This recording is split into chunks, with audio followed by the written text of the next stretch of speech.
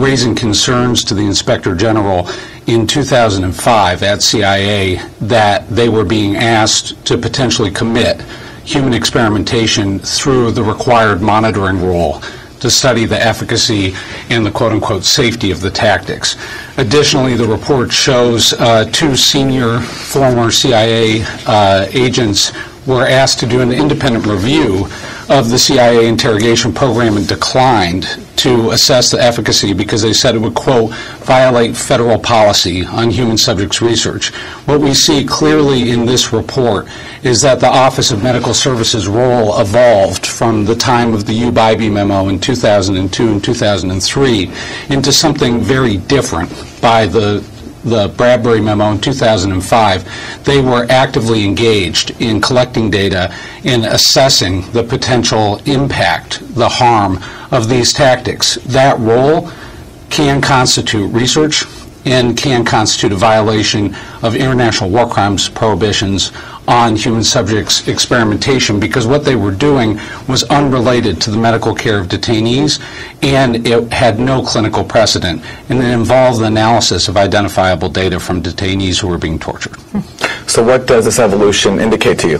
It indicates this, that the U.S. government swallowed the spider to catch the fly of torture, and they swallowed the spider of weaponizing health professionals to engage in a role that has been widely documented and prohibited by the Nuremberg Code and also by U.S. domestic war crimes law as constituting potentially a crime against humanity. Now, I want to be clear here. There's no hierarchy of harm between torture and alleged human subject experimentation. Both are illegal and both can constitute war crimes.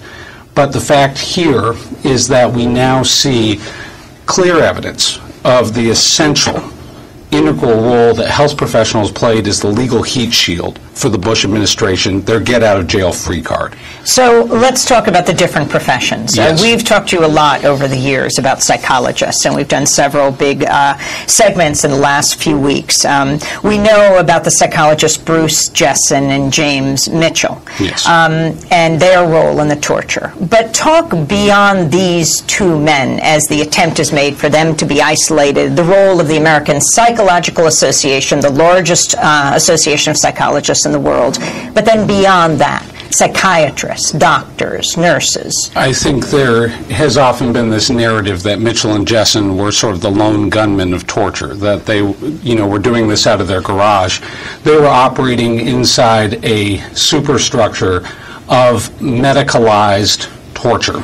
And what that means is it wasn't just them alone. It was the Office of Medical Services at CIA, part of the Office of Technical Services that allegedly employed Mitchell and Jessen, and that includes, just looking at the executive summary of the Senate report, it includes physicians' assistants, it includes doctors, and it may include other professionals within OMS. And what they were doing was everything from, quote, patient care to actual monitoring, calibration, and design of the tactics with Mitchell and Jessen. But explain, it has traditionally been said that the American Yes. Psychological Association, despite a lot of resistance from a lot of psychologists within who were trying to change the rules, was resisting for years any kind of moratorium or ban on psychologists' involvement in these so-called enhanced interrogations. But that the AMA and the Little APA, the American Yes. Psychiatric Association, did pass bans, moratoriums. In 2006, the AMA and the Little APA, American Psychiatric, passed clear bans on participation. And those bans on participation are now being echoed by the New York Times. The American Psychological Association is, of the big three, the only association that still permits involvement in interrogations. Where we have to go in the next step is to a ban encoded in U.S. law. It's time for it no longer to be about the associations, but to be about U.S. code. Health professionals have no role in interrogations. There's the line from the famous Diane Beaver email out of Guantanamo, if a detainee dies, you're doing it wrong. If you have a health professional in an interrogation, I would invert that and say, then you're doing it wrong. Right now, it's a time for leadership, for the associations to step up and go, in the case of the AMA and American Psychiatric, one step further and say this needs to be encoded in U.S. federal statute. You spoke to a contractor who was involved in these CIA interrogations. Yes. Who was he and what did he tell you? In 2006, I received a phone call from Scott Gerwer, who identified himself as a CIA contractor who said that he was at Guantanamo in the summer of 2006, and he was installing cameras as part of detecting deception during interrogations at a CIA facility at Guantanamo Bay. Mr. Gerwer then proceeded to go into detail about the Office of Medical Services evaluation he said was in a CIA Inspector General report. I didn't speak to Mr. Gerwer other than one or two times after that, and I found out in 2009 he had passed away in a traffic accident. Once I learned that he had died, I went and contacted at Physicians for Human Rights through that organization, the Department of Justice, and I met with Assistant U.S. Attorney John Durham, and I told him that he needed to look at Mr. Gerwer and any potential evidence he had left behind. Subsequently, the Department of Justice obtained emails after that meeting from Mr. Gerwer's files, and in those emails, which are referenced in James Risen's recent book, Pay Any Price, we see a stunning TikTok of the American Psychological Association's direct communication with the CIA and White House officials related to its own ethics policy. Right now, David Hoffman of the law firm Sidley and Howe in Chicago is conducting an independent probe of the APA, and I'm cooperating with him. And I also analyzed Mr. Gerwer's emails at the request of the Public Corruption Unit of the FBI in 2012, and I analyzed in the context of RICO violation potentially. Thank you for choosing WGSJBC Radio. Who's calling? Megan Hennessy with Silver City Resources. How can I help you? You're live on the air. No, thank you.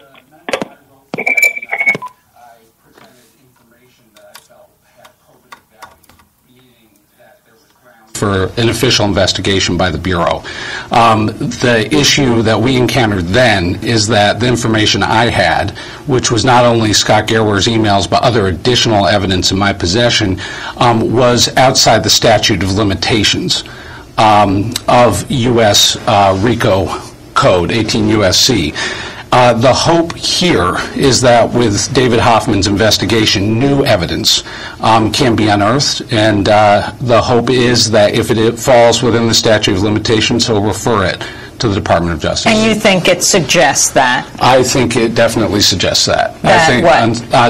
I think it suggests, let me make a clear declarative statement. I think the information I reviewed for the FBI in 2012 suggests that the APA potentially was engaged in racketeering related to its relationship with CIA and White House officials in the construction of the 2005 PENS, President's Task Force on Psychological Ethics and National Security. Explain that PENS stands for?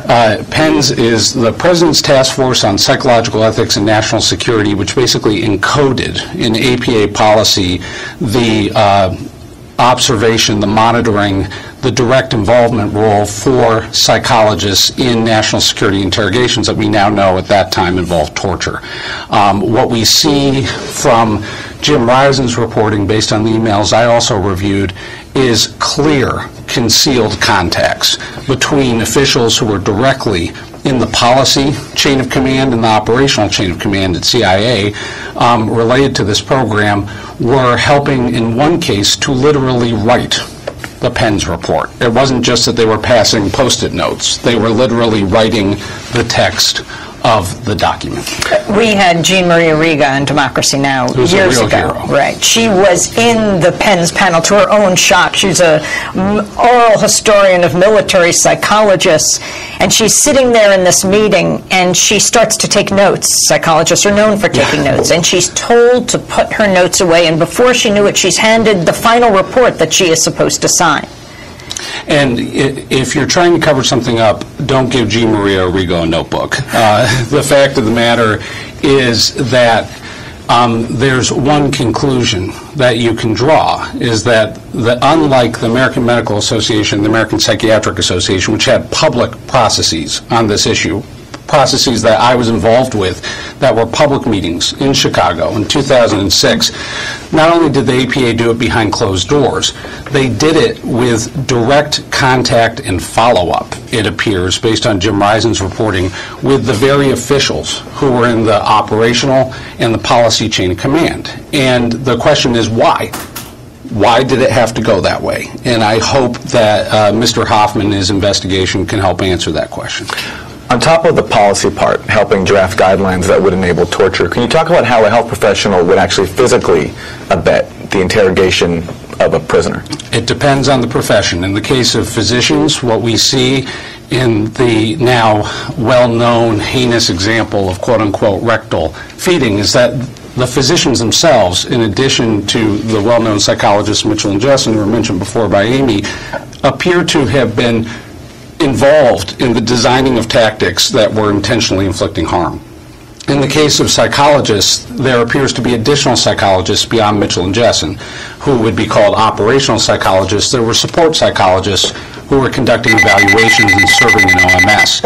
And there's also the mention of a physician's assistant who appears to have been involved in relaying information back to headquarters at Langley. Smooth 90.5 FM, WGSJBC Radio. How can I help you? Who's calling? This is Tori Bracken out of Gary, Indiana with the Drama Family. We got Tori Bracken live on the air. Ladies and gentlemen, how are you doing today, Miss Tori Bracken? I am doing fabulous. How are you doing? I'm doing fine. It's so good to hear from you. So tell us what's going on with the Bracken Dream Team out there. What's going on? Look, we finished our show up on Saturday, and it was awesome. Okay. The cast did a phenomenal, great job. Now I'm gonna have to stop you for a minute because I got a call and I was told don't come to Saturday, come to Sunday's show, and I was all ready to come out to the Saturday show and everything like that. No, don't come out to the Saturday show. Sunday's gonna be the bomb. Who was that told me don't come out there to Sunday? I do not know, but you know that was not me. Yeah, they called me up and said, you know what, it'd be better if you come out Sunday because it's going to be star-studded. I'm like, okay. Okay, that was the wrong. I don't know who said that, but that wasn't us. Okay, so you did have a Sunday show, right? No, we didn't. We only had the Saturday show. You only had a Saturday show? Yes. Somebody, see, look at that. If I went all the way out there, I would have like, really? See? Okay. But go ahead, finish telling us about this wonderful play. We had an awesome time performing and presenting our show, All I Want for Christmas. The cast of the Drama Family, they were phenomenal. They were so awesome. And I just wanted to call to tell you thank you so much, Rob G., for your support. Thank you for anytime. Please don't fret, don't sweat. You can call us anytime here at Smooth 90.5 FM. And like I said, next time you ever play, just let us know so we can push those tickets out there for you and give away some tickets because we love supporting Black African American plays and everything. And I guess I looked out. I could have went out there and found me let me stop.